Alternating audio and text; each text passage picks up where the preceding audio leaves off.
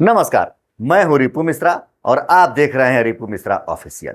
किसी नाबालिग लड़की के प्राइवेट अंग को पकड़ना, उसके गुप्त अंगों को पकड़ना, उसके पाजामे की नाड़े को तोड़ना या खोलना, उस लड़की को घसीट कर पुल के नीचे ले जाना, यह दुष्कर्म करने की कोशिश नहीं है। यह मैं नहीं कह रहा हूं, यह इलाहाबाद हाई कोर्ट के जज साहब का कहना है कि अगर इस तरह से किसी लड़की के साथ कोई घटना होती है, किसी लड़की के प्राइवेट पार्ट से छेड़छाड़ होता है, आप उसके पाजामे के नाड़े को खोलते हैं या तोड़ते हैं, घसीट कर पुल के नीचे ले जाते हैं, तो यह आप उसके साथ दुष्कर्म करने की कोशिश नहीं करते हैं। अब इस तरह के फैसले के खिलाफ अगर आपको चुनौती देना हो तो अब आपको उच्चतम न्यायालय में जाना पड़ेगा। उसी उच्चतम न्यायालय में जाना पड़ेगा चुनौती देने, जिस उच्चतम न्यायालय के जज के घर से अपार रुपयों की नोटों की गड्डी मिलती है, भारी मात्रा में नोट बरामद होते हैं। वैसे जजों के पास आपको इस तरह के फैसले को चुनौती देना पड़ेगा। जिस देश में किसी लड़की के तरफ 14 सेकंड से अधिक देखना, घूरना अपराध की संज्ञा में आता है, भारतीय दंड संहिता की धारा 294 और 509 के तहत यह कहा गया है कि अगर आप किसी लड़की के तरफ 14 सेकंड से अधिक भी घूरते हैं तो आप जघन्य अपराध कर रहे हैं। यह घूरना अपराध की श्रेणी में आता है। चाहे वह महिला आपके साथ कार्यालय में काम करने वाली हो, आपके साथ पढ़ने वाले हो, आपके साथ रहने वाले हो, लेकिन अगर आपने उनको घूर लिया तो यह एक अपराध की श्रेणी में आता है। जिस देश में इस तरह के कानून है, उसी देश के इलाहाबाद के हाईकोर्ट के जज का कहना है कि किसी लड़की के निजी अंगों को छेड़ना, निजी अंगों को पकड़ना या उसके पाजामे की नाड़ी को खोलना और तोड़ना दुष्कर्म की कोशिश नहीं है। जहां एक तरफ इलाहाबाद हाईकोर्ट के जज महोदय का इस तरह का फैसला आता है, वहीं दूसरे दिन दिल्ली उच्च न्यायालय के एक जज के घर से भारी मात्रा में नोट बरामद होते हैं। दरअसल दिल्ली उच्च न्यायालय के जज यशवंत वर्मा के घर में आग लगी और आग बुझाने के लिए जब दमकल की टीम पहुंची आग बुझाने, तो उसी क्रम में जज महोदय के घर में भारी मात्रा में नोट बरामद हुए। बहुत बड़ी संख्या में, बहुत अधिक मात्रा में नोटों की गड्डियां बरामद की गई। जज के घर से भारी मात्रा में नगद मिलना इस देश के लिए चिंता का विषय है। कभी उच्चतम न्यायालय ने कहा था कि सीबीआई, ईडी सरकारी तोता है, तो क्या ईडी के किसी अधिकारी के पास इतनी हैसियत है कि किसी जज के यहाँ छापा मार सके? अब सवाल यह है कि देश का मीडिया इस कैश कांड को प्रमुखता क्यों नहीं दे रहा है? क्यों नहीं मीडिया में स्पष्ट किया जा रहा है कि इतने भारी मात्रा में कैश कहां से आया? क्या जज महोदय ने जो पिछले दिनों फैसला दिया है, उस फैसले से और इस कैश से कोई संबंध है, या आने वाले समय में किसी फैसले के मद्देनजर इतने अधिक नोट उनके घर पाए गए हैं? क्या मीडिया इसकी समीक्षा करेगा?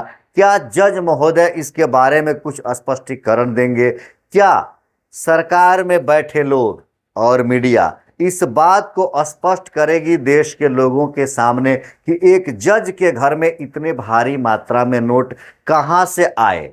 क्या इस नोट का संबंध देश के किसी भाग में कुछ होने वाले फैसलों से तो संबंधित नहीं है? इस देश में भ्रष्ट आईएएस सुना था, भ्रष्ट पीसीएस सुना, भ्रष्ट अधिकारी भी सुना है। बहुत सारे भ्रष्ट लोग होते हैं जो पकड़े जाते हैं, उनके ऊपर कार्रवाई भी होती है, उनके ऊपर सजा भी मुकर्रर होती है। भ्रष्ट नेताओं की बात छोड़ दीजिए, नेताओं पर तो भ्रष्टाचार के आरोप लगते ही रहते हैं, मुख्यमंत्री तक जेल जाते हैं भ्रष्टाचार के कारण। लेकिन क्या एक जज के घर से इतना अधिक कैश बरामद होना, उस जज के ऊपर भ्रष्टाचारी होने का संदेह होना, क्या इस जज महोदय की जांच कोई कर सकता है? क्या इसकी जांच होगी? आखिर इन भ्रष्ट अधिकारियों की जांच जो जज महोदय करते हैं, उन जजों के घर से इस तरह से कैश बरामद होना, तो क्या उनकी भी जांच करने वाली कोई टीम बनेगी? क्या इनकी भी जांच होगी? जांच होती है और उनकी सुनवाई जज महोदय करते हैं। लेकिन जब जज महोदय के घर से ही इतने भारी मात्रा में नोट बरामद हो रहे हैं, तो अब इनकी सुनवाई कौन करेगा? इनकी सुनवाई कहाँ होगी?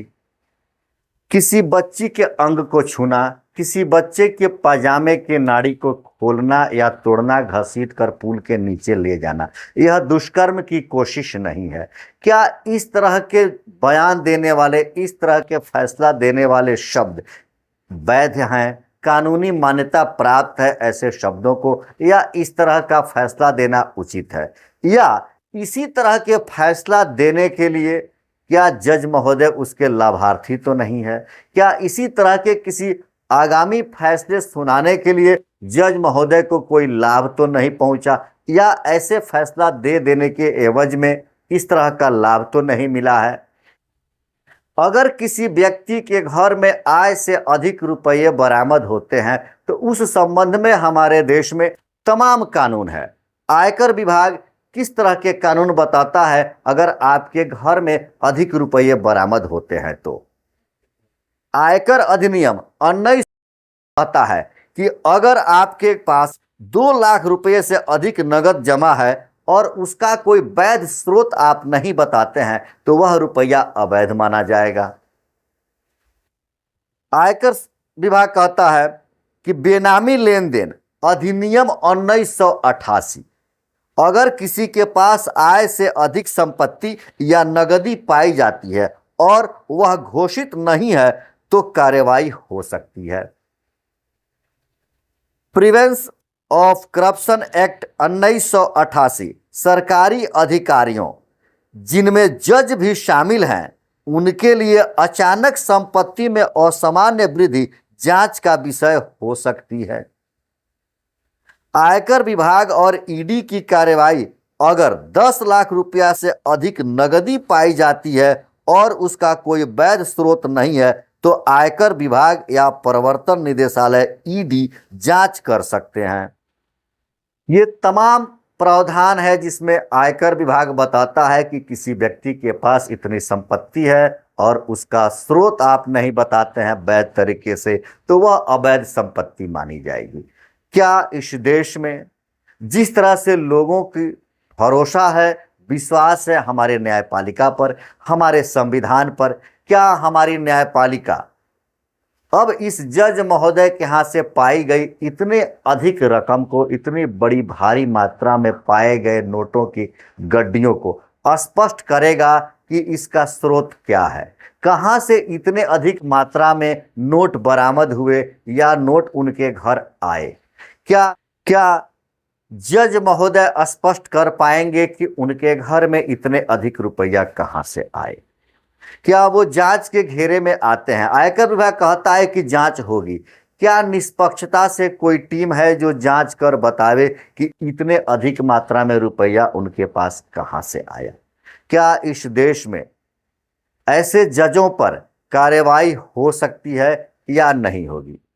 क्या वो जज जो कहता है कि किसी लड़की का प्राइवेट अंग पकड़ना, उसके अंगों को छूना और उसके पाजामे की नाड़ी को तोड़ना या खोलना दुष्कर्म की कोशिश नहीं है, क्या हम भरोसा रखें कि ऐसे देश में और ऐसे जजों के जजमेंट के आधार पर हमारा देश जो कह रहा है कि बेटी पढ़ाओ, बेटी बचाओ, बेटी बढ़ाओ, क्या अब ऐसे देश में और क्या ऐसे न्यायपालिका पर जहां से इस तरह के बयान आते हैं और जजमेंट बताए जाते हैं, हमारी बेटियां सुरक्षित रहेंगी, हमारी बेटियां घर से बाहर जा सकती हैं और सुरक्षित हमारे घर में आ सकती हैं? आप अपना विचार कमेंट करके बताएं। देखते रहे रिपु मिश्रा ऑफिशियल। धन्यवाद।